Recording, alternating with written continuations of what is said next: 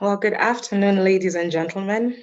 I'd like to welcome you all to the third in a series of webinars by ICPAC, which have been focusing on increasing knowledge and raising awareness on climate change.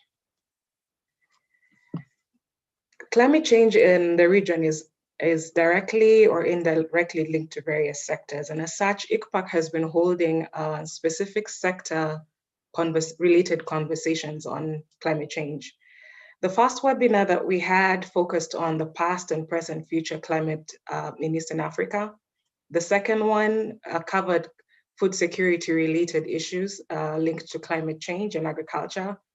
And if you missed any of the two presentations, please check out the ICPAC YouTube page. You should be able to catch up on any of them or get any information, useful information you might need. So today's conversation will explore the linkages between climate change, resource-based conflict, and human security. Climate change is often described as a threat multiplier, and research has shown that the impact of climate change on resource conflict is often indirect, complex, and linked to political, economic, and social conflict factors. Some of these are not limited to social inequalities, low income development, and limited institutional structures. There's evidence of change in variability of climate extremes. And research also shows that the return period between extreme events like floods and droughts are rapidly changing all across the region. The recently launched State of Climate in Africa report by AU and WMO stated that African temperatures in the recent decades have been warming faster than the global temperatures. ICPAC has also shown that some parts of Eastern African region are already observing an increase of up to 2.5 degrees of warming in some seasons, which is much higher than the baseline, which is within the Paris Agreement. In fact, research shows that parts of Africa will have reached the 2-degree mark between 2030 and 2040, which is again higher than the 1.5 global Paris goal. The region therefore needs to be ready for more surprises. In regards to the occurrence of climate extremes, for example, the return period of extremes, thresholds of exceedance, all of this which are poverty multipliers. This makes this conversation that we are having today critical for the region, as understanding how climate change interacts with potential conflict dynamics and how to address the emerging risks is very important for the region. IGAD recognizes the need to address both climate and security considerations systematically. Hence, the existence of specialized institutions like IGAD Climate Prediction and Application Center, ICPAC, IGAD Center for Pastoral Areas and Livestock Development, ICPALD, and IGAD's Conflict Early Warning Response Mechanism, C1, among other interventions that IGAD has in both building resilience and peace and security. Our first speaker for today, Kamla Somogo, will talk about climate change variability and conflicts in Eastern Africa, and in particular, the triggers, trends, including lessons and experiences from C1. Our second speaker, Florian Kramp, will talk about the climate risks, human security, and the peace building process. And finally, our last speaker, Melvin Chirume, will talk about the use of climate indicator in insurance. We will then open up the floor for questions and comments. Please receive apologies from Ambassador Guya, who was meant to be a discussant. He was called into a meeting and would not be able to make it. And lastly, please feel free to use the Q&A and the chat option at the bottom of your screen to ask any questions as the presentations are made. We will, at the end of the program, then have a question and answer session. If you would like to give your question in person at the end, just raise your hand and we'll unmute your microphone and enable you to ask a question. My name is Linda Ogalo. I'm a climate change adaptation expert from ICPAC, and I'll be your moderator today. Allow me to introduce Kalma Somogo, who is the Director, Conflict Early Warning and Response Mechanism, C1. Ms. Somogo has over 15 years of experience in the field of peace and security, including as a peace building consultant for various organizations in Kenya and Eastern Africa. He holds a master's degree in international peace studies from John B. Kroc Institute for the International Peace Studies, at the University of Notre Dame in the USA. If you'll allow me, I'll now give Mr. Kalmlas the floor.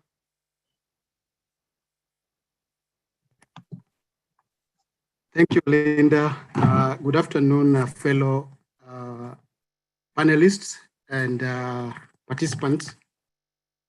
I hope the technology will not do me this service.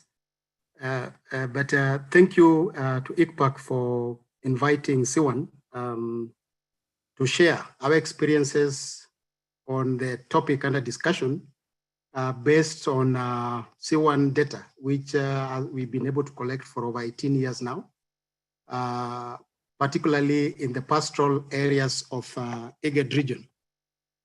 And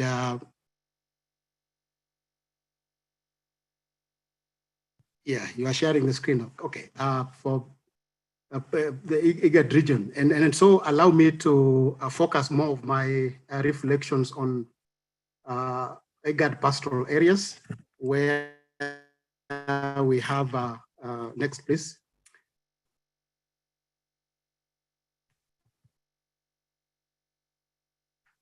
Linda, somebody is sharing the screen. All right. I was saying that allow me just to reflect on our experiences from IGAD pastoral areas, though I know the coverage is given as East African region. But the importance of this is that these pastoral areas constitute 70% of IGAD region, and they also are subjected to extreme weather conditions. And so I feel giving this experience of Siwan in these particular areas will still give us a snippet of the interaction between conflict and climate.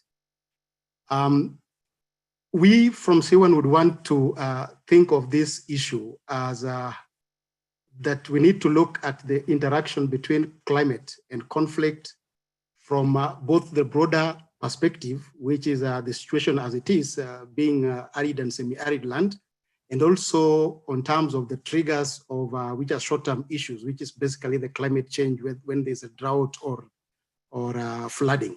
Next. So our argument based on this data that I've said is that we have two sides of this story. There's the one side where we have the climate change, and then we have the other side where we have the conflicts. And in between the two, there are critical life-saving needs. And this includes the need for food, for water, for shelter, and other social services. And I was actually looking at some recent data from ICPAC, and I got from the food security, and it indicated, I think that was for September, that up to 29.5 million people were food insecure. Now, what you need to be asking yourself is, when this big number of people are food insecure, what do they do next? And so that actually for us is the critical conversation. It's not so much that there's a direct meeting point between climate change and conflict, but there is a very key interaction between the two. Next. And so in the need to meet these needs that I've said, food, shelter, water, etc., people end up then taking actions. And when their needs are affected, then people are either uprooted from their areas of domicile, the livestock are lost, or the crop failures, etc., etc. So basically, it means that when there is a change in climate, then these critical life needs get affected.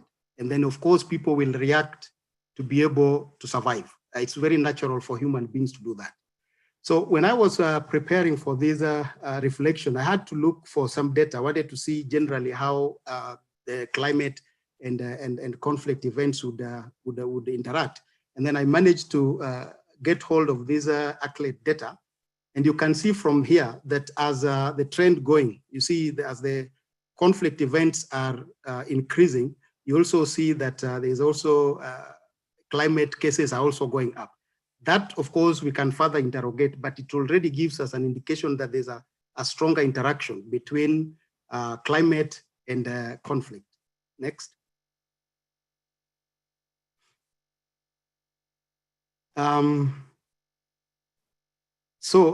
Based on our observations and lessons we've learned, there are critical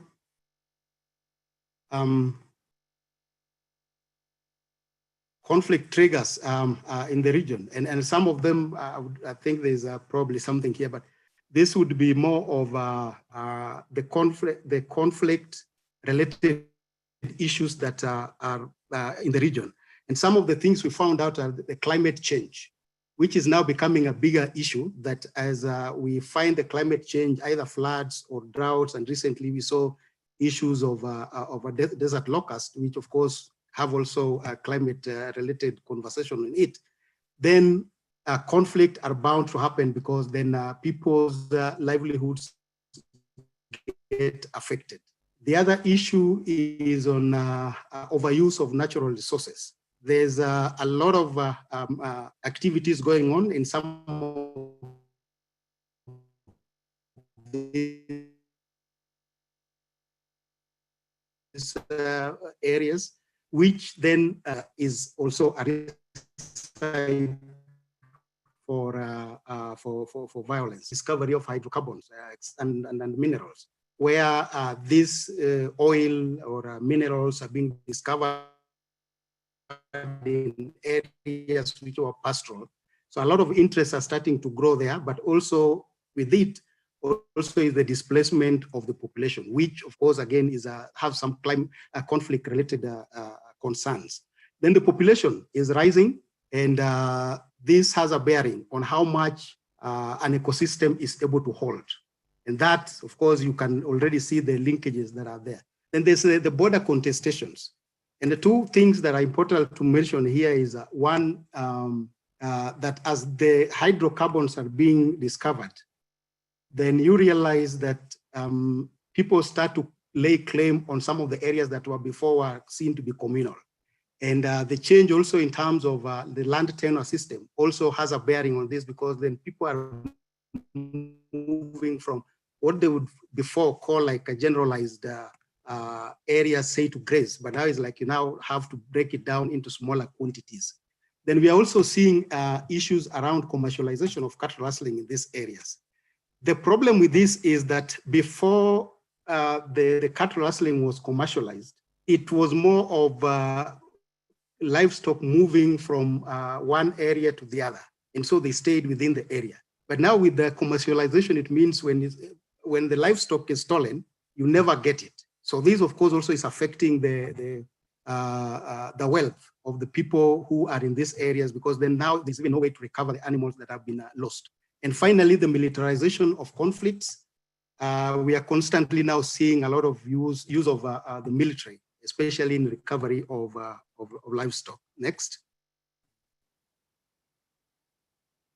So this map basically shows us when we are talking about climate change and conflict. And this map, we draw the data from ICPAL and ICPAC. And then, of course, we layer this with our conflict data. And you can see, for example, the whole of Turkana, you can see it's basically dry. Basically, you know that the people who are there will be forced to move, not just, for example, the side of Uganda, but also the protected areas that are forest, etc. Because then you have to survive, therefore you have to do something. Next.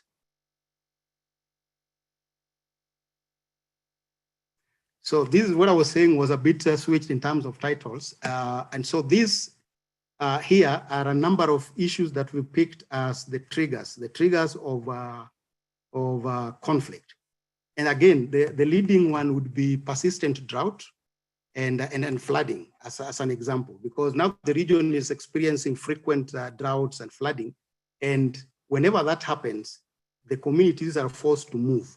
And they are not moving to an empty land. They're moving to places where people are resident, not just in terms of the destination, but also in terms of the areas that they are moving through.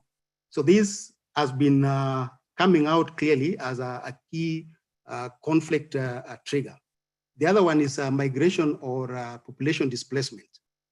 And again, as a result of this climate change, population are forced to move. And as they are moving, as I've said, they are not moving across empty lands or into an empty space. And so whenever they move, and of course, remember, some of these areas, the relationships are not as good as it should be. So that in itself creates opportunities for clash between the communities. Then the foliage reduction. We've been, for example, making use of ICPAL data as far as the vegetation cover is concerned. We always anticipate, and of course they do happen, that conflict would take place.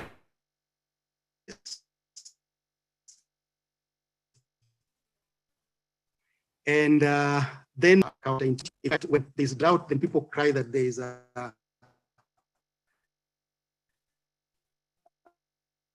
they cannot survive. There is a vegetation cover has increased, then of course there's conflict. And there are two reasons for this. One is that now there's a feeling that livestock are stronger, and you can actually now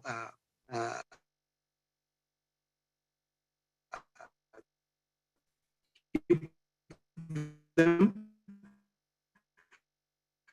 but also they can walk very far towards climate change do increase the risk of conflict, and I've said this, I don't really need to belabor this. I've also mentioned about the issue of the increase in vegetation. While it should be something that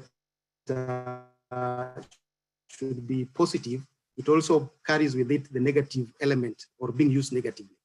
But our assessment is that climate change really doesn't need to lead to conflict. And there are activities or interventions that can would be able to prevent the vulnerability of the communities. And we tried this with ICPAC at some point, I think in 2018, where we used the ICPAC climate outlook information. We downscaled it in Karamoja cluster, and then bringing the communities together and the leadership were able to design response activities. And if you look at in 2018, you realize that the violence conflicts were relatively low. And the final lesson here is about the instrumentality of intercommunal resource sharing agreements. And there are so many in these areas, but for them to be effective, the buy-in and support from the local governments is also very necessary. Next.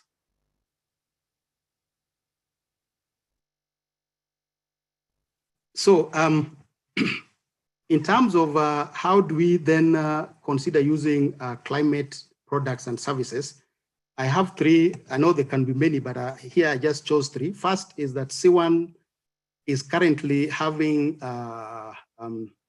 early warning indicators that are of environmental nature. And so with the climate information, we should be able to continuously refine these environmental indicators, and that will be able to help us predict environment-related conflicts. The other, and I've mentioned about it, is about downscaling the climate information, where working together, different entities working together to look at the projected weather and working with the communities to be able to design the response that would be necessary. This has been done, it can be done, and it has the potential of supporting many communities. And finally, I said our data is as old as 18 years. We have 18 years of data on conflict, and also ICPAC has a lot of data. I believe if we were to look deep into these two databases, we should be able to really come up with some kind of a study that would then help us have a further conversation on the convergence between climate change and conflicts in the region. Next. So in terms of conclusion, I think what I need to just say here is that from the C1 data, we have preliminary evidence that shows that environmental indicators may actually serve as useful indicators for not just organized raids but generally violence in the region. But we believe, and as I said, that to address the climate change and its nexus with conflict and increase the community resilience, a lot of focus needs to be put into the impact of climate change on social, environmental, and economic sectors, and use that information then to design a proper response, early response, or some call it early action mechanism. And this, as I said, we've tried it, it works, but it needs further buy-in so that the greater good can be enjoyed by the communities that are in these areas. I believe that I've gone probably beyond my time, so allow me to end here. I thank you for listening, and I will be able to interact with the further questions that follow thereafter. Thank you. Thank you very much. If you have any questions for the Director C1, or you would like to know more about anything that he's presented, please feel free to use the Q&A section or the chat, and we'll be able to ask him to expound on some of the issues that he's talked about so far. And so our next speaker is Dr. Florian Kramp, who is a senior researcher at the Stockholm International Peace Research Institute, SIPRI, in the Climate Change and Risk Program. He specializes in peace and conflict research, environmental and climate security, and international security. His primary academic areas of interest is the foundations of peace and security, especially the process of building peace and after armed conflict. He is currently focusing on climate security and post-conflict management of natural resources, with a specific interest in ecological foundations for socially, economically, and politically resilient peace. Dr. Florian, please take the floor. Thank you so much for the opportunity to contribute here, and congratulations for setting up this impressive lineup and session. I believe you can see my screen. I hope so. Yes, we can. Yeah, we can see your screen. Perfect. Now, first I want to also mention that I'm replacing here. Thank you for the invitation. I'm filling in for my colleague, Dr. Marlene Mobjörk, who unfortunately couldn't be here. So I have the privilege of taking her seat in this session. I want to connect or start off, I think, where Mr. Omogo left off, essentially. I really appreciate this presentation. I think especially bringing C1 and ICPAC here together is showing us exactly the right approach of dealing with climate change, conflict, and insecurity in this space. But Mr. Omogo raised carefully that climate change is increasing the risk of conflict, and I think that is something we should always keep in mind. It is not a sole trigger of conflicts, but it is a risk factor. And if you pay attention to his presentation, most of the issues he raised that are contributing, that are security issues here, are actually human security issues. That is why SIPRI, among others, and I think that is something we see moving or catching on more broadly, is actually not speaking about threat multiplier anymore in relation to climate change and the security implications. What we talk about is climate-related security risks. Why do we do that? And that has partially to do with the dynamics we see in relation to conflicts, but it also has to do very much with the policy processes and thinking about the interventions that are possible. Threat multiplier is something that gets us all hyped up, and we see the point that we need to do something, but when it actually comes down to it, human security issues are not threats. They are related to livelihoods, to everyday dynamics. So finding an approach that is more centered around human security, livelihood issues, that is inclusive of the local dynamics, I think is something really important. I'm going to speak about climate risk, human security, and the peace building process, and I specifically will focus on the peace building process, I think, in my remarks. and that is also something that Mr. Omogo mentioned when he overlaid the ACLED data or brought in the ACLED data for the region. What we did in a paper last year was to actually look at the number of peace operations personnel. That means how many staff members of the biggest peace operations, how many are there, and how does that overlay with exposure to climate change and climate security.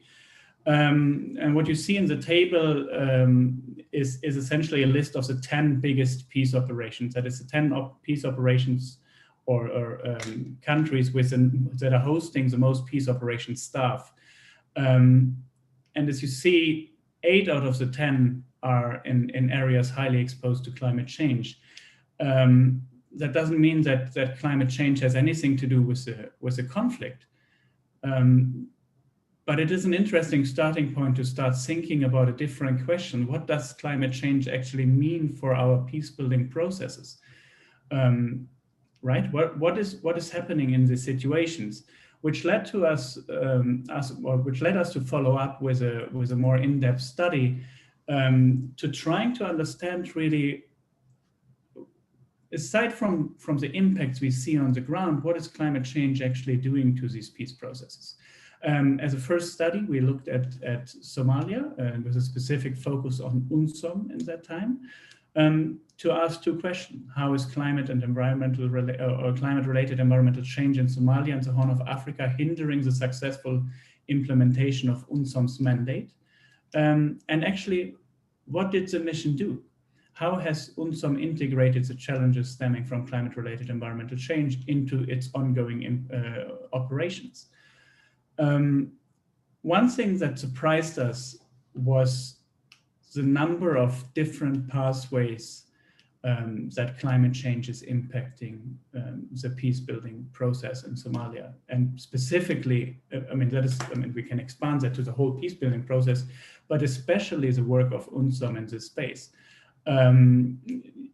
You see the mechanisms here. I strongly recommend you, if you have an interest, to look into the publication to read more on that. I won't have time to go through them, but I want to focus on one specifically, which is the legitimacy of the Somali state building process that is undermined, which again relates back to something that was mentioned already. Climate impacts as well as conflict are displacing people. People move. The interesting dynamic from a researcher perspective, interesting dynamics that we see in Somalia is, for example, visible in the city of Baidoa. The influx of displaced people, both caused by the conflict, but also through displacement, through floods, as well as droughts, has actually led to a change in the demographic composition of the city. Now that alone is not a problem in itself, but if you take then the backdrop, what UNSOM and what the peace building process in the city looked like, we had a lot of local peace agreements that might not be the big peace agreements we often talk about, but of course there are a lot of small scale governance arrangements and peace agreements in place. And in the city of Baidoa, this was along clan lines to give a power sharing agreement to give everyone their fair share. The problem was the influx of displaced people completely changed the composition, the demographic composition of the town, which makes the power sharing agreement essentially obsolete. And I think that is a challenge, especially when we look at the peace building side of things. That is a challenge that is not really acknowledged and taken into account in a lot of these processes. So the question is essentially, what do we do about that? And I could tell you now the recommendations of our report, but I actually wanted to take recommendations from another process that I had the privilege to be involved in, and I think that match very well, A, with the region, and B, with what is needed, and specifically the example of the risk to peace agreements. together with Friedrich Ebert Foundation in Kenya and the Pan-African Climate Justice Alliance, we had the privilege to host a series of workshops the last 2 years with bringing together regional experts in the Horn, experts and civil society actors, to get a different perspective on climate security, get a regional civil society perspective on, and learn in the process what is valuable.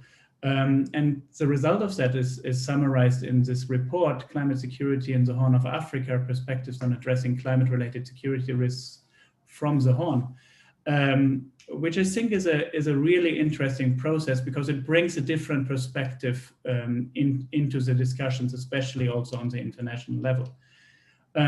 But what we saw play out in this group and in the discussions in this group is exactly also the point how climate change is impacting local agreements, how it's affecting peace agreements on a local level, and resulting in the question, what do we do about that?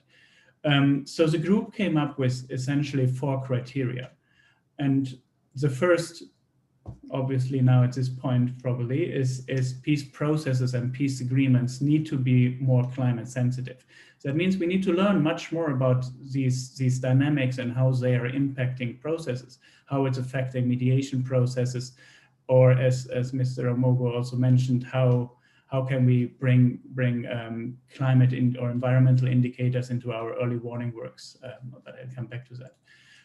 The second criteria is the need to involve local communities. And I think that is absolutely crucial. As we saw, the impacts are on the local level. They are human security and livelihood issues, and they need to bring the local communities into these discussions, which are both suffering at the front of this double burden between climate change and conflict. We need to bring them into the benefit on the national and regional peace process, but of course also on the local level.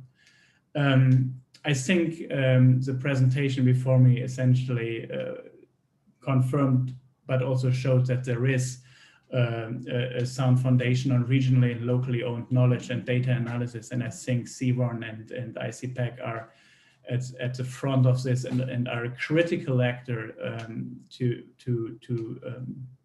provide this type of information and on the ground in this specific region. But then moving into criteria 4, that also relates to the broader regional processes, to the African Union, not only the early warning work and this coordination in helping to build this capacity and further learn from each other on these processes, but actually also international actors like the UN, which is very present in Somalia and is involved in the peace building process. Those need this engagement with the regional actors, the regional processes and mechanisms that we see within the African Union and within IGAD. But of course also then find ways to actively involve civil society in this space. I will end it there. I thank you for inviting me. I hope that I could provoke some thinking about this issue of climate risk, human security, and the peace building processes. And I look forward to the discussion. Thank you. Thank you very much, Dr. Kramp. We look forward to directing you with some of the questions on how we can begin to integrate in a practical way the climate issues into the peace process. Our next speaker is Malvin Chirume, who is the Chief Underwriting Officer at the African Risk Capacity, ARC. He has over 23 years of international experience gained in multicultural environments. He has deep insurance sector knowledge gained in the US, Bermuda, Europe, Middle East, and African markets. Before joining ARC, he was a Chief Risk Officer at the Federated Employers Mutual Assurance Company. He previously spent over 10 years working in the London markets at various roles at major global carriers such as Chubb and Lloyd. Malvin holds a master's in finance from London Business School. Malvin, the floor is yours. Thank you, Dr. Kramp. Thank you, Dr. Omogo, for the invitation. And thank you, Dr. Kramp, for the presentation. I think that,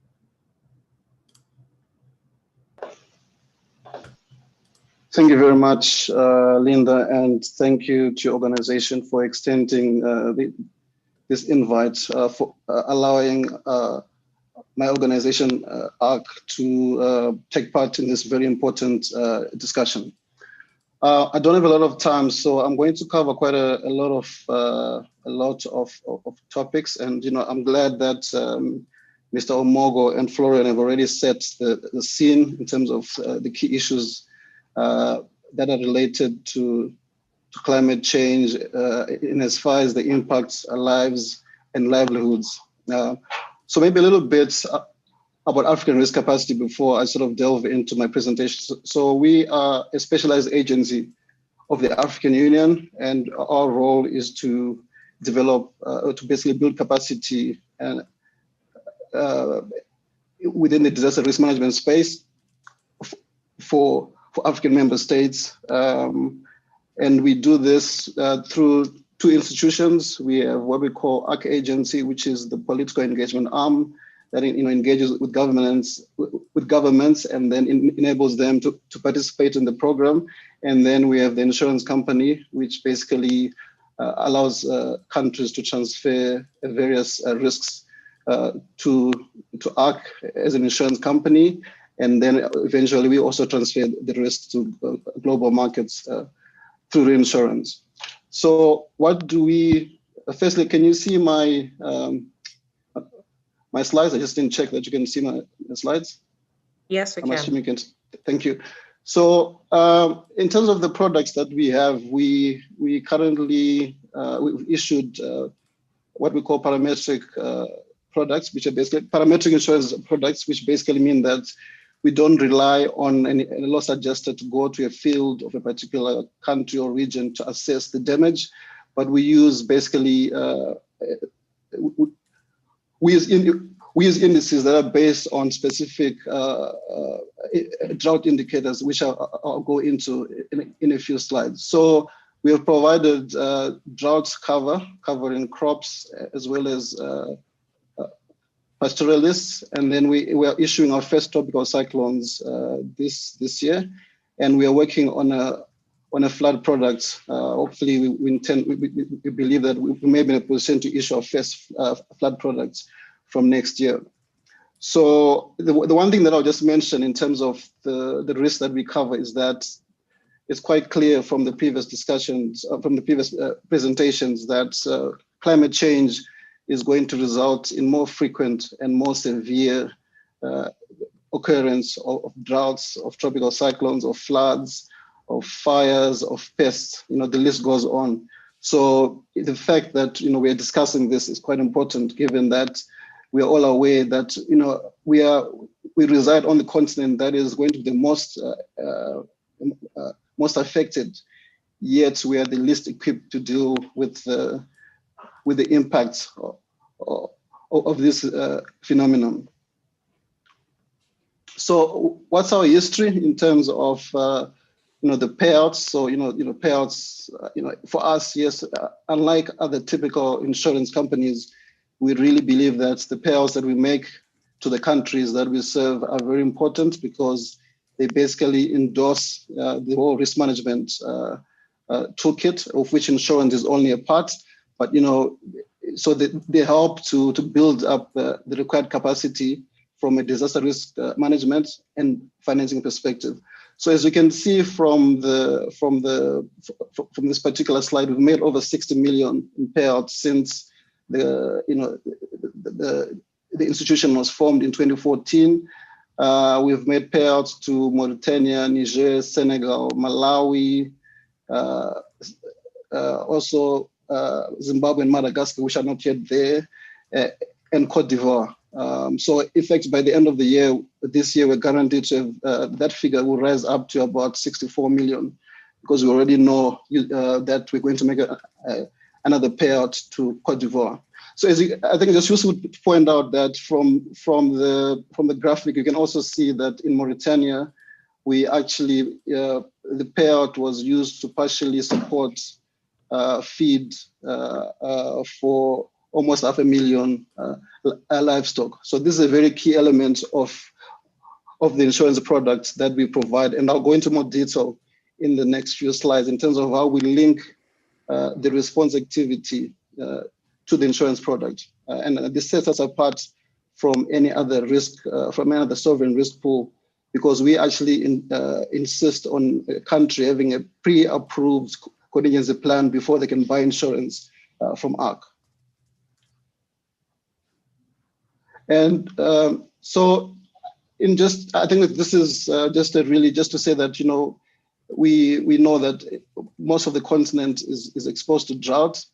And, you know, as the previous speakers have also mentioned that, you know, and which I also say just briefly, is that there's going to be an increase in frequency and severity. So from a sort of drought risk indicators, there are quite a lot that are used, but at ARC, we use what we call the Water Requirements Satisfaction Index, and we also use the vegetation index, which is called the NDVI. So these are the ones that I'll focus on in this particular presentation. So as part of our offering to member states, we have a platform that we call Africa Risk View. It's a risk modeling platform that allows member countries that have actually become members by signing a treaty. So there's no actual cost for countries to join this this group. All that you have to do is to sign an MOU that allows ARC and the government to build capacity within the country. So what we basically do is we bring our technical team into the country and we customize the model along with in-country experts. And basically what we do is we choose a reference crop that is a proxy for drought in the country. We select satellite rainfall data sets. We select the length of the growing period and other parameters that are important for the country to track drought. And quite crucially, in terms of the affected population, we combine the drought index and drought monitoring with a process where we together with the country, we assess the vulnerability of people in various locations to drought. So essentially, what this means is that the higher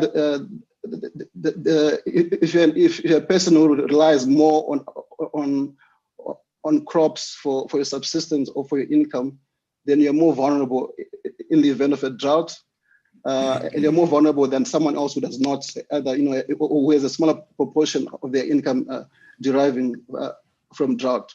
So what we are then able to do is we're able to specify the number of people who will be affected for a different type of, for a different intensity of drought, and we then come up with the response cost, which is which would be how much would country X need to allow for in terms of responding to a particular drought for a given number of people, given the assumptions or the parameters that I've spoken about in terms of the vulnerability.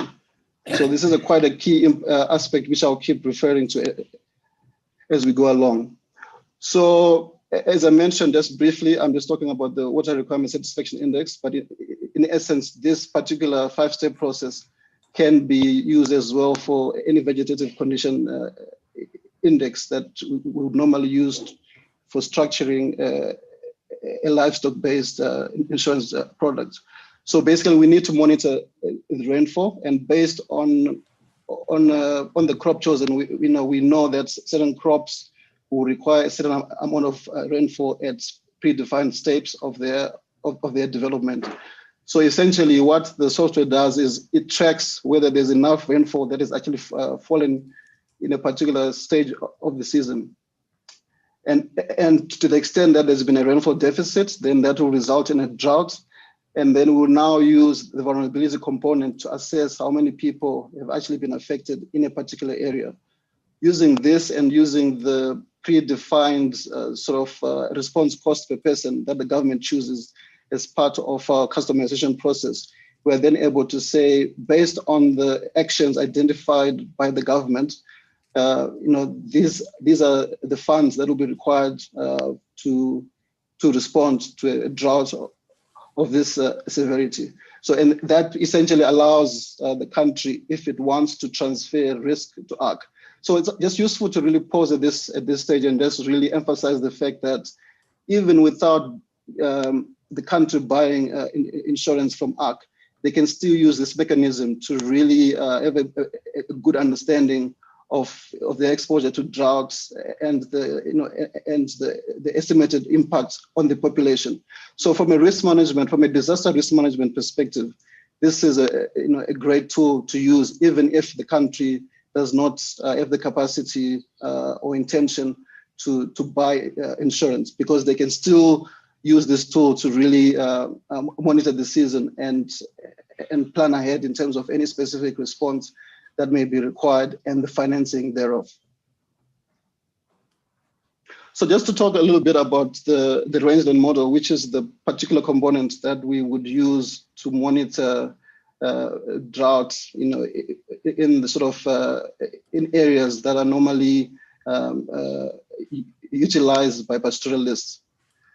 So I think, in terms of the principles, I think it's quite clear that in the Eastern and Southern African region, particularly in East Africa, and where IGAD is situated, pastoralism is quite a significant contributor to both GDP and livelihoods. And also by that very fact, then the pastoralists themselves are very vulnerable to drought, which causes conflicts and stability issues, which we've had, there are various other underlying causes to that.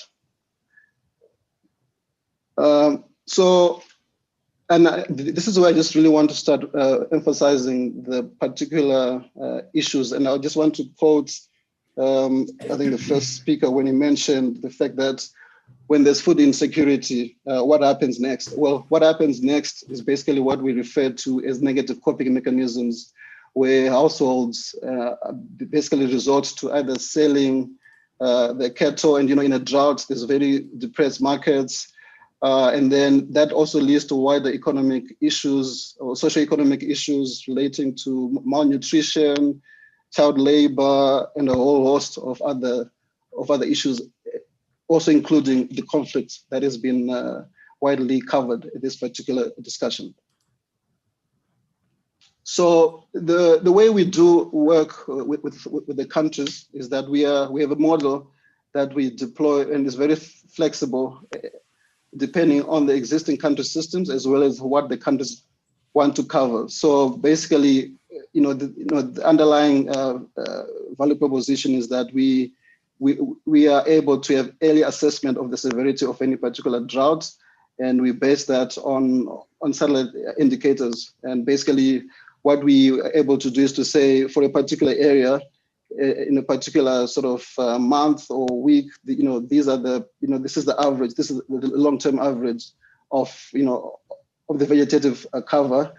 And then we look at the satellite images, and then from there we're actually able to tell whether or not the vegetation is below normal or normal. And so if below normal, then that, depending on the severity or the amount by which it's below normal, then that can pretty much be the indicator in terms of a drought. So the payout model from an insurance perspective is, it depends on the severity of the drought as well as the cost of response. So in essence, the country then is able to say, okay, if you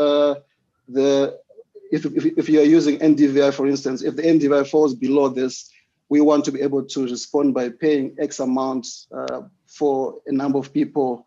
So this really allows for a very flexible and customizable design process.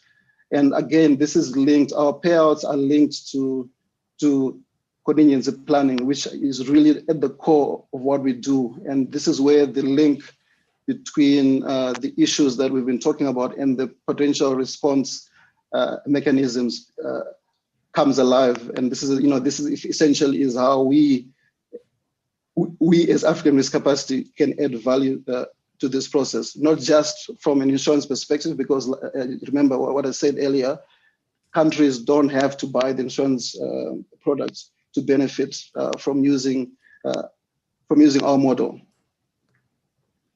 So I'm just going to spend a little bit of time just really speaking and expanding on the ARC contingency planning, because this is a key part of what we do, and really the process in itself ensures that the member states that who are participating in our programs respond well to the impacts of disasters by making sure that they have plans that can allow the efficient flow of liquidity, whether it's liquidity, whether it's cash transfers, or whether it's food response in terms of food or feed for animals. So this is really at the core of what we do, and using this approach, we have realized that it allows for a systematic approach to responding to disasters, which, by the way, shouldn't really be treated as shocks, because we know,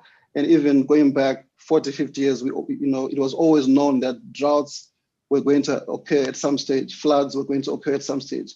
Quite clearly, what's happening with climate risk is that these phenomena are increasing the frequency and severity. So the other outcomes that we've also seen are that member states are able to proactively identify the response activities. And this is important because if you've already, if you go back to a few slides, I did mention that during the customization process, the government is able to sort of assess the vulnerability of the various communities in the various locations in terms of, okay, so through this process, if I give an example, if there's a potential for a county in Kenya to be assessed and say, okay, in Kenya, in this county, there are 100,000 farmers. They rely, who are pastoralists, and in the event of a drought, we have to cater for their needs. Otherwise, they'll be forced to relocate with the herd. So this really enables the government to really zone in on a particular area and identify the number of people who are actually affected. So this is important because during this process of assessing the exposure and vulnerability to drought from a pastoralist perspective, it gives the opportunity of governments to work with other stakeholders such as development partners, ICPAC, IGAD, and so forth, to really strengthen the development of the response activities. And what this does is that once you've got a plan and a pre-approved contingency plan, it's much easier for you to be accountable from a utilization of funds, because you don't start rushing to implement when the drought is actually occurred. You simply refer to that plan. And also, I've mentioned sort of the identification of vulnerable beneficiaries as a key outcome from using this contingency planning process. And clearly, it saves time because you're not now starting to think, okay, where are we going to get the transport, or where are we going to source the feeds? All these things have already been specified in the contingency plan. So what's our approach to this very extremely important part of our process? We don't come in and just rip to shreds what the government has done. So our operations plans supports the national contingency plans that are already in place, and then we identify selected interventions for which an insurance payout will be used. And just to mention that even in the absence of an insurance policy, it's still useful for the country to actually have this contingency plan defined. The only difference is obviously from a financing perspective, the country will then rely on other forms of funding. But clearly, the identification of the vulnerable population that is affected will still be useful. So this equally works even though the country cannot buy insurance. I just want to really emphasize that point because it's a very important point and part of our value proposition. So in terms of, I've spoken about the implementation efficiency. We really target early response, or the very quick, the window where we can reach beneficiaries within a specified time frame. So our maximum response time for the normal drought policy is 120 days. So this is really the one that we use for the growing season, where we've only got, so we know, like for instance, in Eastern and Southern Africa, generally the seasons run from October to May. So what we're saying is by the end of May, the funding or the intervention should be, should reach all the intended beneficiaries within 120 days. However, on the pastoralists, we also have another mechanism which we can use, where we don't wait for the growing season to end, but we actually intervene during sort of a rainy season, if you want to call it. And because using the NDVI, the Vegetative Condition Index, we can actually be able to identify the existence of drought conditions. So this means that we don't wait for the cattle or for the herd to suffer. We actually intervene before the population resorts to the negative coping mechanisms that I spoke about. The other issue which often comes up is around the accountability of the payouts. We all know that on the continent there are varying amounts of transparency and accountability in terms of funds that are availed to our governments. So we have put in place a process that essentially requires a financial and operational audit to make sure that those funds are used for the purpose that they were designed for. And also, like I said, I think the first thing maybe I need to emphasize is that the insurance that we offer can only cover a small proportion of the drought risk. So it's not, I don't want to sound as if we've got the silver bullet. What this does, though, is it enables, the countries to be able to crowd in other forms of disaster risk financing. Because if you've got the necessary systems and the response mechanisms, then you can bring in other, other sort of players into this space.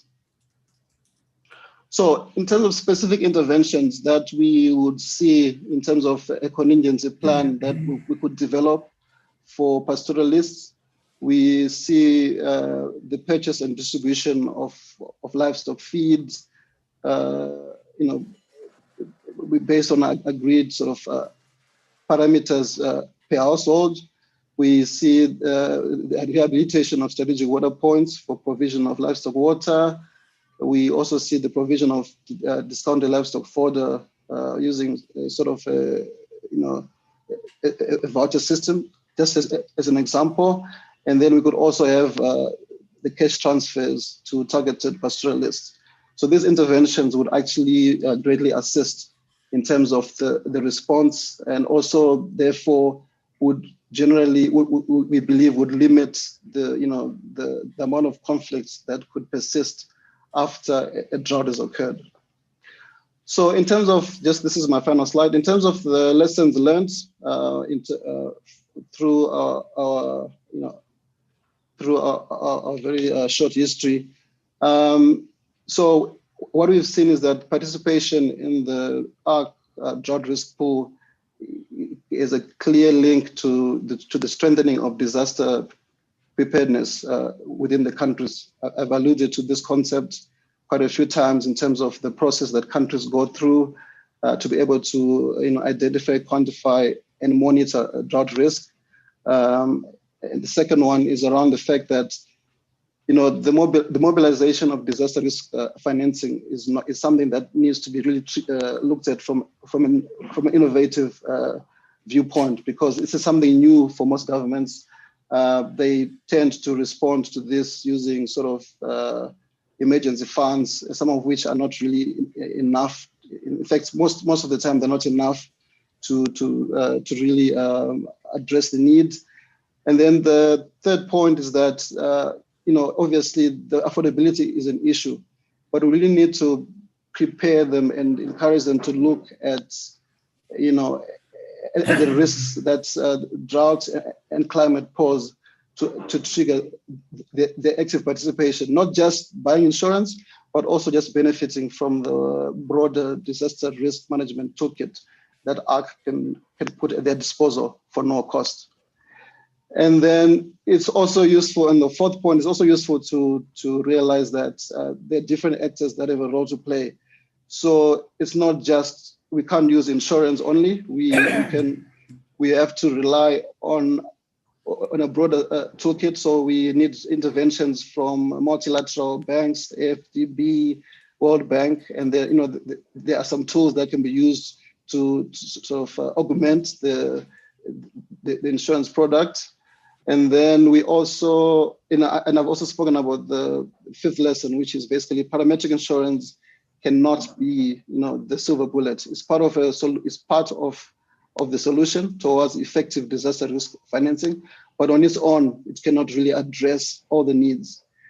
And then I think the lesson 6 is very, very important because within our governments, mostly, in fact, the majority of countries on the continent, we don't have embedded sort of disaster risk management processes or policy.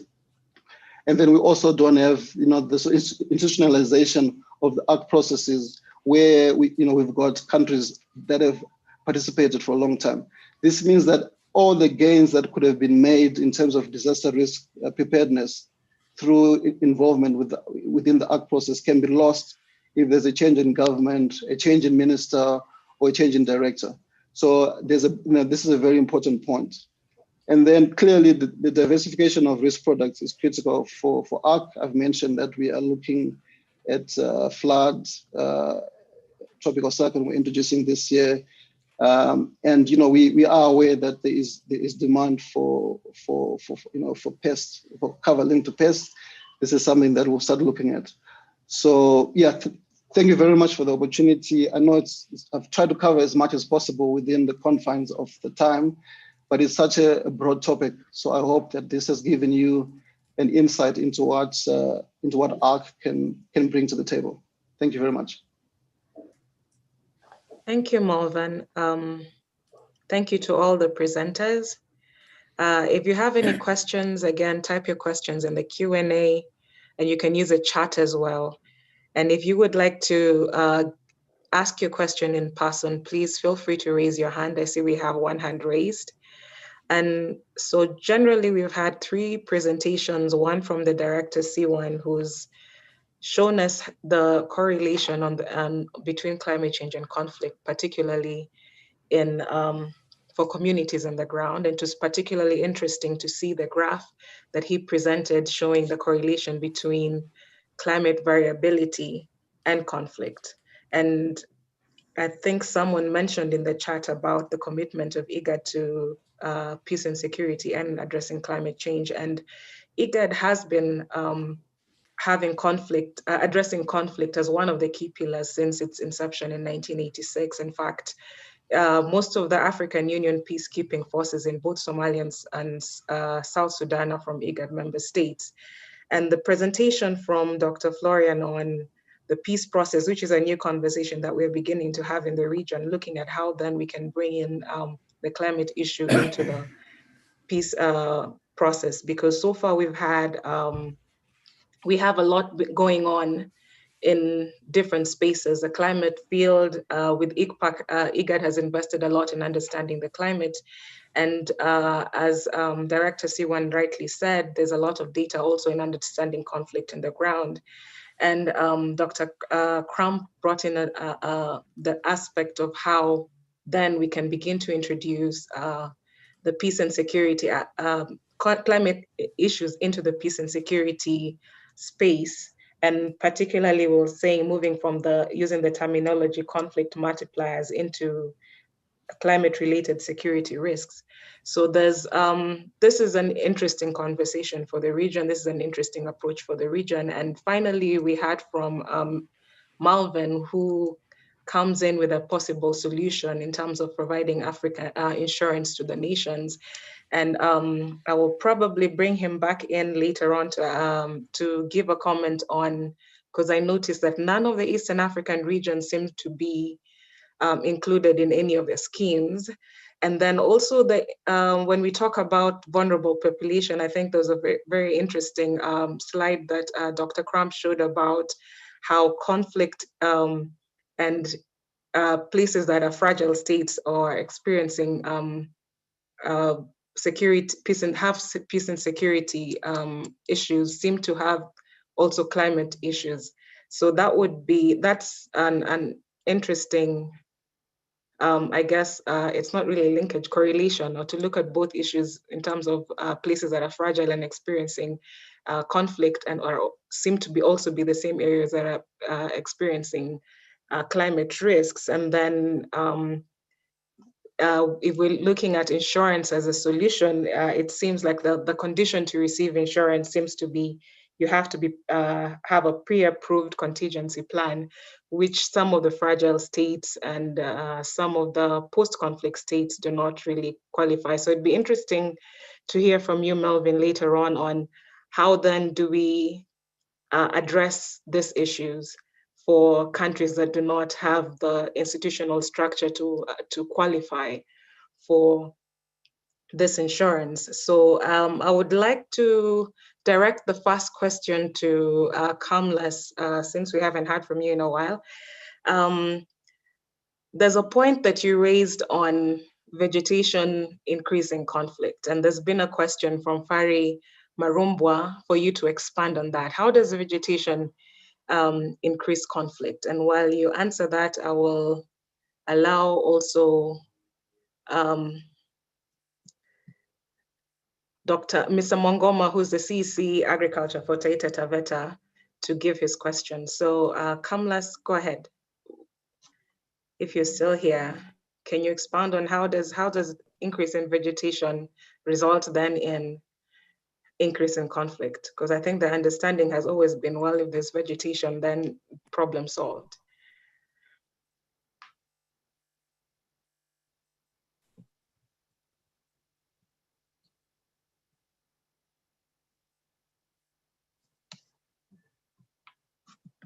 Hello, Kamlas, we can't hear you.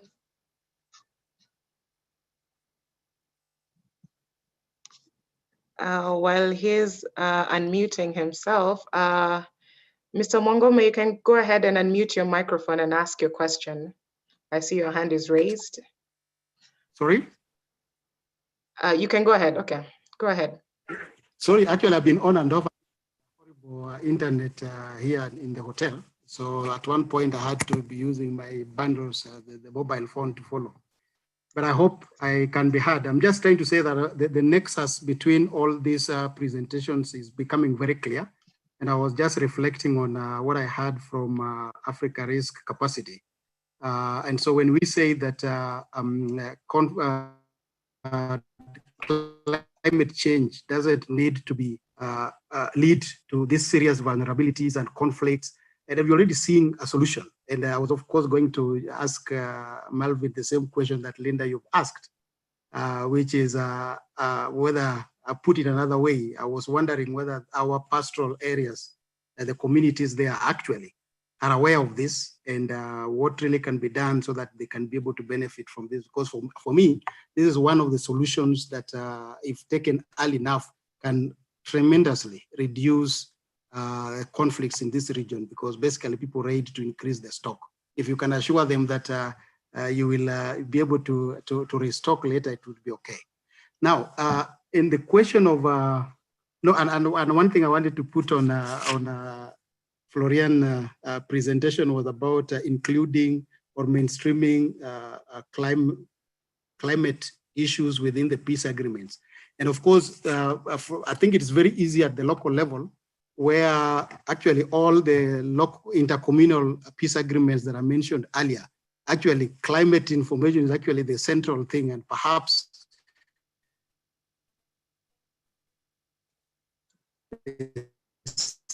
something that those higher level peace agreements. Now, the question on the vegetation, I think, is straightforward, and I tried to respond to it earlier in my presentation. And I said just basically two things.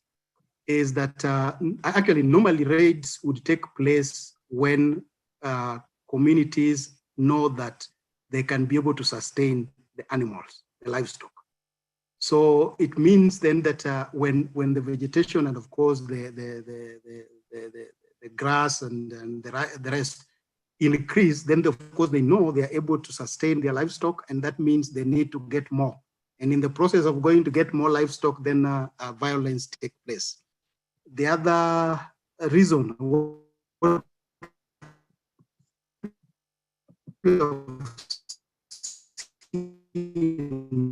is that raids or rust take advantage of. So you can easily raid livestock and go through the forest with the vegetation and move through. But when there is drought and the vegetation cover is not there, basically you will be able to be seeing the raided livestock from a far distance. So that is actually a deterrent if there is drought. So that's what I was saying, it's counterproductive or intuitive in the sense that you want to have rain so that you have enough grass and you have vegetation for the browsers and the like. But then you're also saying that, but it also has a risk component. And so when you're designing early response, this is something that we also need to take into care. It's not just now we have rain, therefore things are going to go normal. No, anticipate that there's going to be raids and violence associated with it. Thank you, Linda. Thank you so much. Mr. Mongoma, you can go ahead and unmute your mic if you want to ask your question. So I think we can give Dr. Crump a few minutes to also comment on some of what has been said. How then do we begin to introduce the climate issues into those high-level peace agreements? And also, I think when we talk about, when we begin to look at the long-term climate risks that, again, are going to impact countries across regions, we're beginning to see issues of water, like what's happening in Ethiopia and Egypt.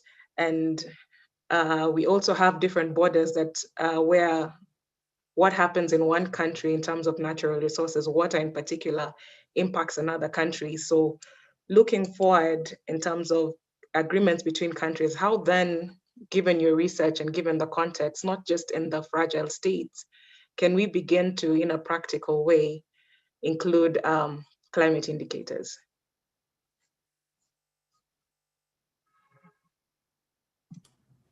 Yeah, I think that's a difficult question, but it's a really important question.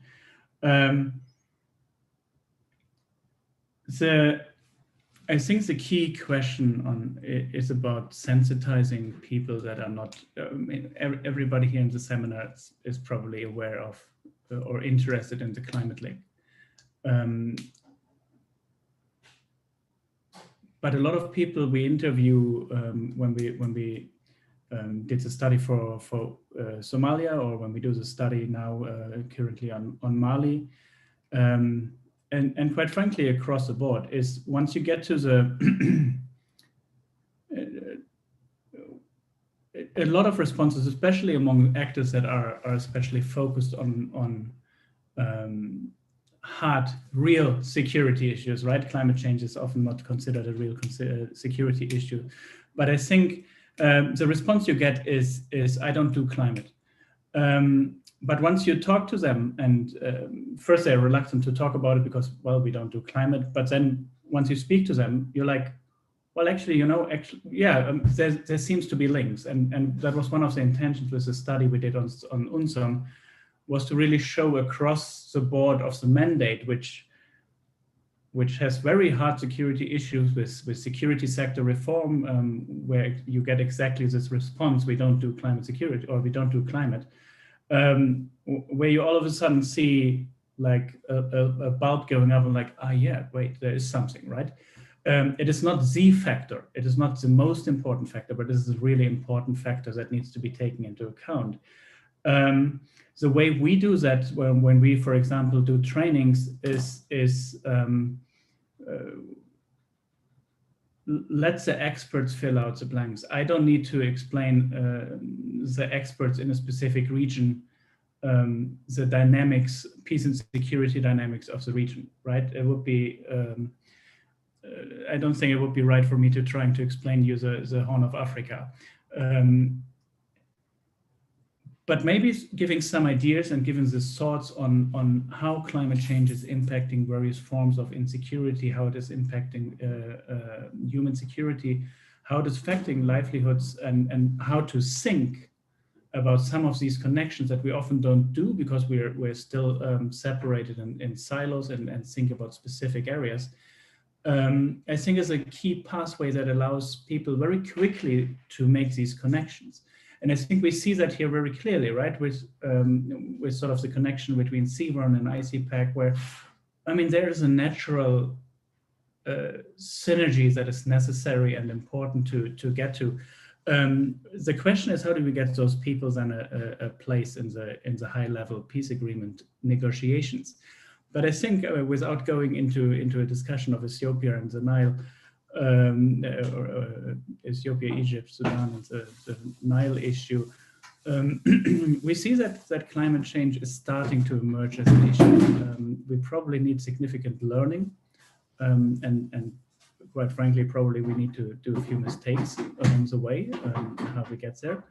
But I think it is slowly, more surely sinking in. We have a lot of requests from mediation experts to like think about climate security and conduct trainings. So I think there is a hunger and an interest to do that, but then quite frankly, we didn't do that often, right? So we will have to learn how this really plays out in reality. What works, what doesn't work. Thank you very much, Dr. Crump. I think that also seems to be the challenge in this space, because in terms of acknowledging that there is a link that has been done. With the African Union, they did release a statement talking about human security and how climate change may result in human rights abuses and intra and interstate conflicts and wars. The UN Department of Political and Peacebuilding Affairs, for the first time in its strategic plan this year between 20 and 22, is taking climate change as critical considerations in its overarching agenda.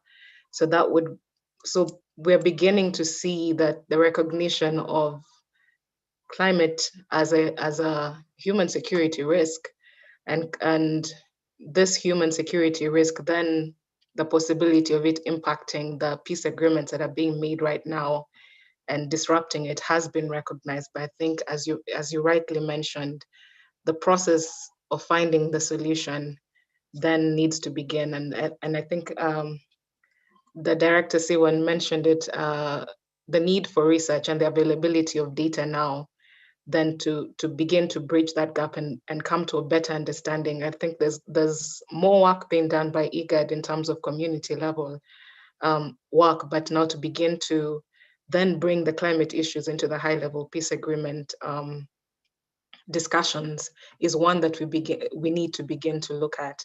And so next I'll bring Malvin back, because we have a number of questions for you. And you can begin by talking about Eastern Africa, and what do you think are the reasons why none of the countries are insured, and then what is the solution for the fragile states that are most impacted by climate change, the ones that are in the process of state formation and don't yet have institutional structures? So then how can they benefit from this such insurance schemes? And then the question that Kalmas asked, and also one of the has been asked from the floor, do you then ensure that the insurance that is taken by the countries, how do you ensure that it reaches the last mile user? And then maybe you can highlight and give your experience. I think you gave a slide on how some of the concepts that you use to provide insurance, or some of the key indicators that you use to provide insurance for countries, can then translate to giving community insurance to the ground. And I think there's a comment that has also been stated that a number of pastoralists are not taking insurance because they don't see the need, or they don't see the use. So how then do you then also convince the people most impacted on the need for insurance? So I'll let you answer those for now. Thanks, Linda. So there's quite a few questions.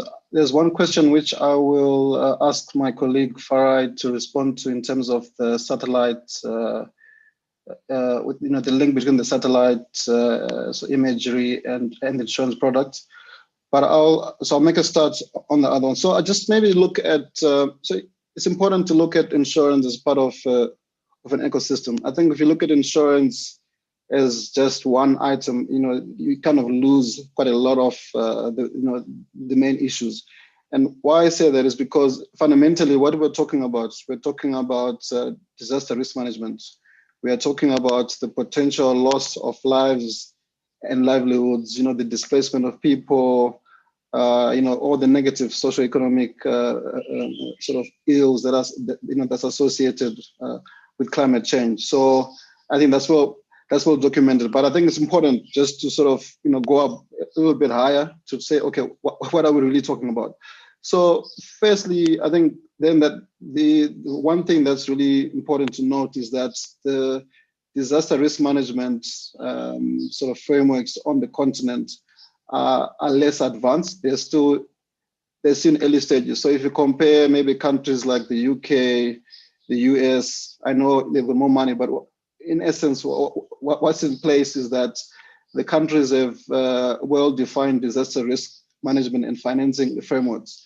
So they already go through a regular process where they assess their exposure to drought, floods, or all these other sort of perils. So that really enables them to then say, okay, with what we know about our exposure to these particular perils and how much we could be liable to pay as a government to protect our citizens, what financial instruments do we need to bring to bear to be able to respond in the event of such of such a disaster occurring? So that's really, I think that's really important. And the reality is, on the continent, this is still an evolving conversation. We are making progress, but this is an evolving conversation. And then that leads into the sort of the awareness of insurance and the barriers that lead to the lack of adoption of insurance. So I don't know if you're aware of the stats, but on the continent we roughly have about for the entire continent less than 2% adoption of insurance. So that basically means that less than 2%. If you look at the insured risks versus the potential risk, there's only 2% of those risks that are insured. So this is not just a government issue. This also goes down to our own attitudes around our perception of insurance and our use of insurance. So if we then overlay, if you then transport that into the government discussion, if you think that as an individual, if you bring up, if you just think about or reflect on some of your feelings to insurance, and then you bring that into sort of the public space and the government space, then it's quite clear that you see that insurance as a disaster risk financing tool suffers from quite a number of issues. Number one, if you compare that, so the fact of the matter is with insurance, there is no guarantee of a payout, right? You don't get insurance and pray, you don't get insurance for your car and pray for an accident. But you kind of see not a similar approach, but then that the viewpoint that, well, I've put money in the insurance policy in the year that I've insured myself, there's been no payout, so why should I continue? So it really, and I'm making the link between insurance and the wider disaster risk management framework. So that is still evolving, and across the continent, it's an area that we are actively engaged in. It's one that goes just beyond ARC. It's the likes of IGAD, the likes of ICPAC, NGOs, multilaterals, the political masters themselves, or even at an AU level. I believe that it's imperative for the leaders to actually come up with minimum standards on disaster risk management and financing that countries should adopt. And once we get to that particular point, it will be much easier to then develop these various systems that respond in the event of a disaster. So then coming on to East Africa, I think that, so first of all, the first thing to say is that the participation is actually, it's voluntary, so countries are not forced to be part of the, of ARC. Countries actually come to ARC and specify that, this is their particular interest, and, so obviously part of our role is to engage with countries to sort of bring them onto the table. But I wouldn't want to single out East Africa and say, oh, there's a particular problem there. I think across the continent, there's so many countries where we've engaged with them for over 5 years, and then finally managed to get them in. So there are a number of obstacles that prevent countries from joining. So amongst them is a political will. It's around the acceptance of insurance as a sovereign disaster risk management tool. It's around the funding. A lot of the countries have competing needs, and for a Minister of Finance or Agriculture to stand up in Parliament and say, I want to spend $500,000 USD on insurance policy, it can be difficult. So there's quite a, and this is why I always emphasize that we need insurance exists as part of a framework. So, and the reality is that most of those frameworks are still not in place. And then in terms of the fragile states, I also want to mention that we work with what we call replica partners. So these are NGOs that can also purchase an insurance policy for the benefit of a specific country. So so if there are drought conditions that exist, then that replica partner. So just for your information, the replica partners we've had so far are World Food Program, which I'm sure everyone knows, and Start Network. Start Network is a sort of a conglomeration of various UK NGOs. So what these institutions can do is they can buy insurance policies that which when they trigger, the WFP and Start can then implement the response in those countries. So this is something that we're looking to do in those fragile states where, because in the past, as you mentioned, our mechanism relies on a functional state machinery, and to the extent that it's not there, which it wouldn't be based on the presentations that we've seen.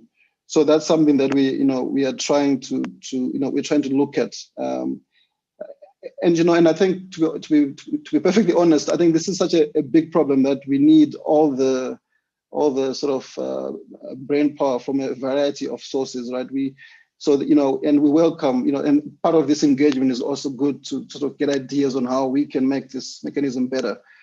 And in terms of the payouts, I did try and answer in the chat, but just to emphasize that when a country gets a payout, there is an operational audit, and an operational audit just to make sure that the response activities were carried out in the way that was specified in the contingency plan, and that there's a financial audit to make sure that the funds were utilized, for the activities.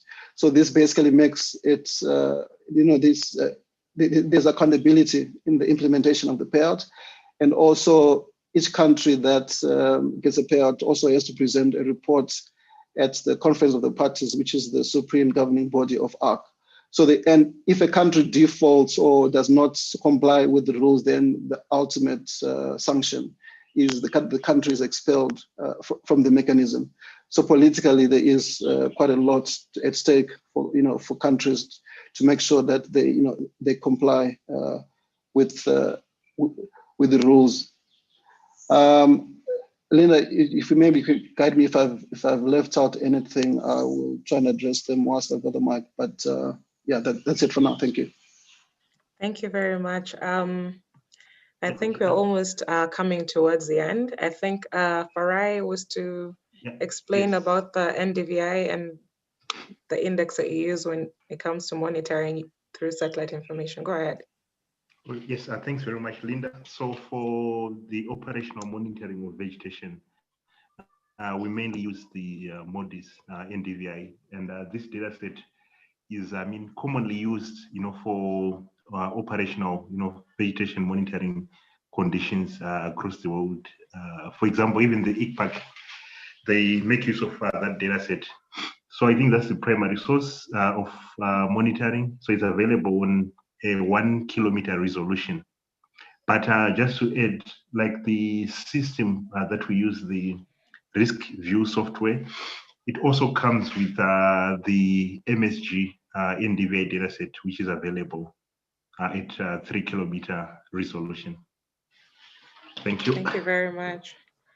As we wind up, I'll give each of the panelists a chance to say something in closing, and starting with Kamlas. And before you say something, if you could comment on, I think one of your slides you showed when you're talking about Turkana, the inadvertent, the conflict between wildlife and human beings that would eventually happen when human beings encroach into the protected areas when they're looking for pasture. So there's a number of comments on the human-wildlife conflict, and I don't know if C1 has any experience with that. And then before you also close, I'd like if you could maybe talk about the experience that C1 has in terms of creating peace agreements at the community level and at between the different classes where you work at the hotspots, and if there are any lessons that C1 has learned from that can then be translated as we begin to look at the climate issue in the high-level peace conversations. So if there are any lessons that you've learned at that level that you can give that can then be translated to the high-level engagement between communities, that would be very helpful. So Kamlas? Thank you, Linda.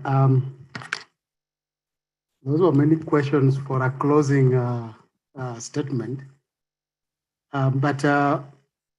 Yeah, in terms of human-wildlife conflicts, of course, this is a phenomenon that is also on the rise, and it's actually being experienced in many parts or many countries of the IGAD region.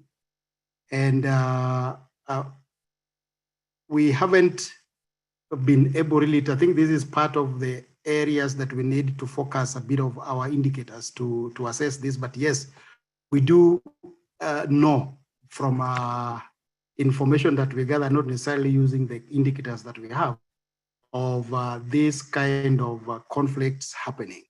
And in my presentation, I'd mentioned about the issues of the boundaries. And those boundaries are not just between, say, pastoral groups, but it also, there's also a slide that I showed there that shows the protected areas. So some of these protected areas are either forests or there are wildlife conservation areas, etc. But what we see, of course, is when there is drought, most pastoral communities would basically go. So long as there's anything green that can support the lives of animals, they will move. And that, of course, creates a lot of conflicts. Some of us may recall there was, in Laikipia, there was a huge conflict there that led to even the death of some ranchers there. And the whole issue was that the pastoral communities decided they saw a green areas, and their livestock were dying of drought. What did they do? They moved in. So those kind of conflicts, of course, they happen, and they are also part of the wider conversation that need to be done. But it's also the other way around, where, for example, the wildlife also get out of their parks or the conserved areas. If the drought, for example, is hitting hard in the conservancies or whatever, they move outside. So this is also an interaction, and it's a good point that can also form a basis of conversation. In terms of the peace agreements, yeah, I'd actually asked if there are any lessons that we could also take. But Yeah, I think basically it could be different. It could be different because sometimes what is being discussed at those higher level is seen to be a bit removed from the kind of the day-to-day intercommunal interactions. That is not to say that the decisions that are made at this higher level peace processes don't have impact on the ground, because at the end of the day, even the troops themselves that are negotiating the peace, they operate from the ground, they operate from somewhere else. As they move also, there are also distractions that are taking place. They zone out areas, they limit movements of even the local communities from using the areas that they normally would use before. And but centrally to this is that climate is a concern to these communities for the sake of the livestock, and also crop for the agriculturalist or agro-pastoralist. And so whenever they're starting to craft these agreements, that of course becomes the main starting point. And they know that they need each other. Yeah, they would need each other in the future. So it's better actually to come up with those agreements that would then safeguard the relationship that they will be having in the future, either when there is a rain or when there is a drought. It's also very interesting, and I think this is a point of probably further conversation on how the issues of climate can be integrated in this higher level conversation, but it's a very interesting point. In just concluding, I think I wouldn't have much to say, just to reiterate what I said in the conclusion, that yes, there is a very strong correlation between climate change and conflict. But in between the two, we have things that can be done, because the climate change affects the ecosystem that supports the livelihood of the communities. And our point of entry should be ensuring that we protect this ecosystem so that it's able to support the livelihoods, or provide for these communities other complementary or supplementary sources of livelihood as they go through this. And it is something that can be done. I think, and I said, we have experienced with it, and I believe there are also other good experiences out there, that if you use climate information early enough, couple that with the proper, I think we should not be expecting so much of distractions or loss of lives that would arise as a result of climate change.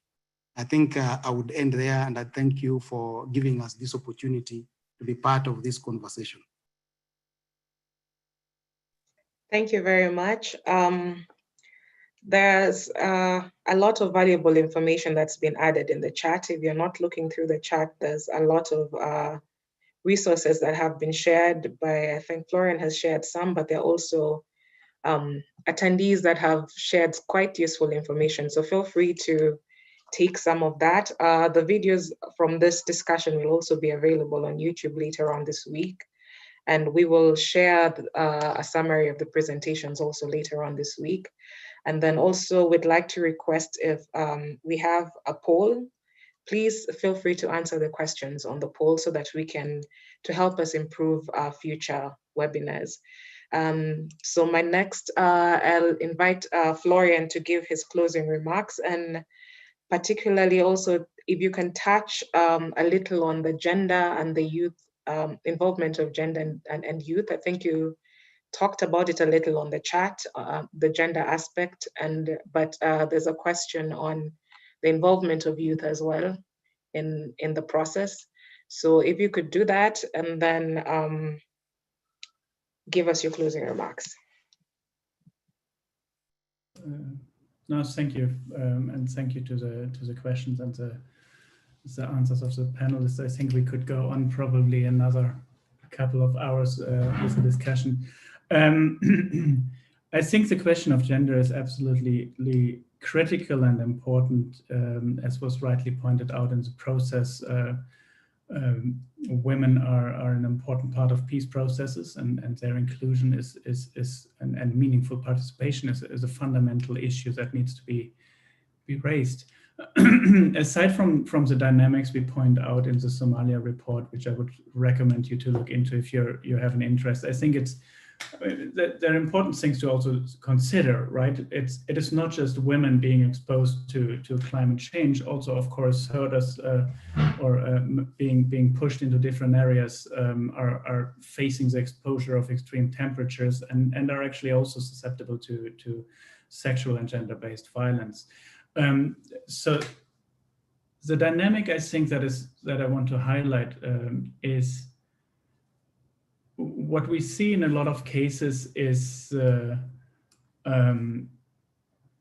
because of displacement and pressures, we see a feminization of villages, right? The only ones left often are women and youth. And that has a fundamental effect on their roles in society and oftentimes has an empowering effect. So we should also look at that in an interesting, positive way. So, but that is something that needs to be nurtured and taken up in a different way. And let's be honest, the international community does not capitalize on that opportunity specifically, right? So it sort of, we see that in some examples, in Mali, for example, where we see sort of a trend of empowerment over a couple of years because of conflict and climate pressures, but then after the intervention, we're actually transitioning back to old gender roles, right? And it raises the question: what are we really doing? Shouldn't we kind of capitalize on the opportunity that arises because of some of these actually disruptive events? So I think that is absolutely a fundamental thing to raise and especially also study further and highlight these dynamics. I know UN Environment in a joint project with UNDP and UN Women is working very careful on that. There are great examples on South Sudan. I'm not sure I can find them in time, but if you Google them, you find them, I'm sure. In closing, I think I wrote down 3 words: coordination, flexibility, and uncertainty. And I think we need to have an honesty and a humbleness about all of this. There's absolutely a need to coordinate better, to bring different actors together, facilitate coordination on the same level. Different actors, different organizations have mutual learning of what works, what doesn't work. But a lot of times we need a high degree of flexibility and to respond. And I think that would be sort of the call for the donor community, right? There's a high dependency often on funds, on external funds, which are sadly often earmarked to very specific, very concrete projects, leaving actors on the ground that actually need a lot of flexibility to respond once we see different things, to react different and independently. The uncertainty element is simply also the reality. We can, while we can start to acknowledge, especially on the local level, as was rightly pointed out, the climate dimension in peace agreements, what we are not doing is accounting for the uncertainty that comes with climate change, right? We can predict a lot of things, but if we look at the models, we also know that, well, we don't really know a lot of things, right? It can go either way. And how do we build these systems, not just peace agreements, but more broadly, in a flexible way that accounts for this uncertainty is, I think, the real challenge. Which leads sort of to the point of what is actually success? When do we actually know that when we do what we do, how do we know it has a success? If you think about climate security and the places we see the work from USAID colleagues that overlay climate change exposure and fragility, we see this high degree, which also was brought up by Mr. Mogo. But what does that really mean? That also means if we address climate issues successfully, actually, there's still conflict. Hopefully to a lesser degree, but there's still dynamics going on and disruptive events which are putting holes in our development and progress that we're trying to make. I think that is a really fundamental and important question we should think about. And the last point, data is absolutely fundamental. To have data that is solid and to have a data literacy of people beyond the early warning systems and the climate prediction centers, but to have a data literacy of people that understand, well, you know, this is actually bad data. Some of the claims put out, numbers put out, do they really, you know, what do they mean? And to have this data literacy come in. I think that is fundamental, and data in itself is, however, not the solution, right? We see that, and that as a last final mention, we see in the Nile issue, it's politics. Data is not solving this, right? We have the data, but what happens if we can't agree on the data? What happens if we don't want to accept the data? We need to, and that is the link back to the high-level peace agreements. We need to acknowledge, and I think in cases like the Nile, we see that like nowhere else, water and climate issues are not technical problems in itself. They're highly political issues. And if we treat them as highly political issues, we make a first step towards desecuritizing them, making them a part of the political discussion, not of a security discussion, but we are also avoiding to just treat them as purely technical elements. I'll close there. Thank you. Thank you very much, Florian. I think you bring to light a lot of very important points. And this indeed is the beginning of a discussion on how then as a region do we begin to bring into the political discussion some of the areas that not experiencing mitigation or adaptation because the issues are more politically related than they are technical. To Malvern, I'll give you a few minutes to give your closing. I think we've asked you a lot of questions, so you can just go ahead and give your closing. Thank you so much, Linda. So I think my final thoughts on this is that, you know, this, as we've heard, this is a multidimensional, you know, problem or issue. You know, if you look at some of the charts, I was just kind of scrolling through issues of questions around gender, youth, you know, the wildlife, human conflicts, adaptation, mitigation from a climate perspective, geopolitics. So yes, it's a multidimensional issue, but I think that, as Florian mentioned, you know, we can, you know, and I'm sure also that the first speaker also mentioned, sorry, I just forgot his name. I was trying to, so he also mentioned that, you know, we mustn't get stuck into this sort of paralysis, because there are still things that we can do within our own institutions. And, you know, and I think by starting this conversation, that should really spur us to sort of say, okay, what do we want to achieve? What, you know, if we have this call, if we have another call in the next 6 to 12 months, what can we say we've done on the back of this call? So I think that we should really have tangible follow-up steps. And from my perspective, you know, I'm really, like I said, I'm really offering, you know, the ARC machinery to interested countries, and we rely on IGAD and ICPAC to really collaborate and sort of spread out the message, because the more people that we have really whispering or trying to influence, I think the better. So that's really, so my final thought is really a call to action for all the people who are on this call, so that we can at least reflect on 6 months from now or 12 months from now and say, after that call, this is what we did. Thank you very much. Thank you. And this brings us to the end of this webinar. It's been an interesting discussion, and I'm sure we could go on and on for a long time. So please feel free to give us a feedback on what you thought about the webinar, answer the poll, and we hopefully will begin to have another discussion with the political actors and begin to pick their thoughts on what they think the way forward should be. So thank you everyone for attending. Thank you to Director Siwan. Thank you, Dr. Crump.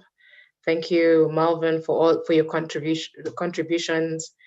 And hopefully we will continue working together from here. So thank you everyone, and have a good afternoon. Thank you and bye. Bye. Thank you. Bye.